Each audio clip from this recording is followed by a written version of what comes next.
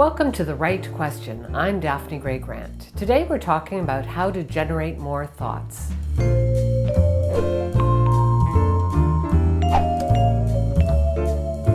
Today I'm answering a question from Toyd Al-Karim, a PhD student at Donghua University in Shanghai. Here's what he asked via email. I currently have a problem with writing my thesis as well as articles for journal publications. Whenever I try to write something, I find myself empty of thoughts, even though I read lots of references.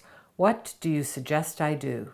Thanks for the question, Toydal. I suspect many PhD students face a similar problem, and I have two suggestions for you. First, start mind mapping. I talk about this strategy all the time, so I won't go into great depths here. Instead, look at the links below, which include both blog posts and videos. Mind mapping is super easy to learn, and it's also the best way to give yourself access to the creative part of your brain. Start mind mapping right away and pay particular attention to my suggestion that you use a question in the center of your mind map. My second idea might surprise you, but I'm going to suggest you make a point of getting away from your desk more often. So many academics seem to believe that they can't think unless they're sitting at their desk with access to all of their notes. Instead, the opposite is true. It's hard to think when you're sitting at your desk. Before you try to write, in fact, before you mind map, go for a walk and think about what the research has told you. You might feel uncomfortable, like you want to take notes, but if that happens, take your cell phone with you and dictate to yourself while you're walking. When your muscles are moving, your brain is getting lots of oxygen. Even though they weigh only 3 pounds and are about the size of a cantaloupe, they take about 20% of the body's oxygen.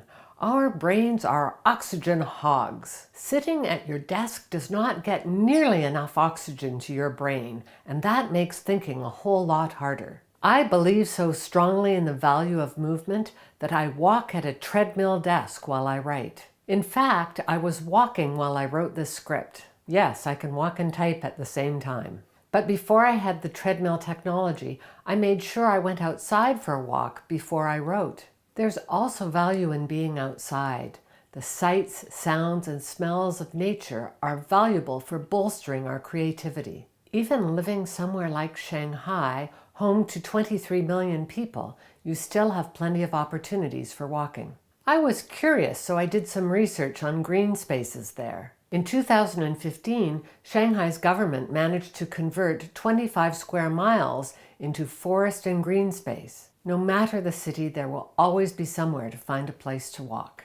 If you are determined enough and recognize the value of walking, you'll be able to figure out a way to do it. Finally, while we're talking about walking, let me wrap up with an insightful comment from Henry David Thoreau. The moment my legs begin to move, my thoughts begin to flow. Thanks for the question, Toydal.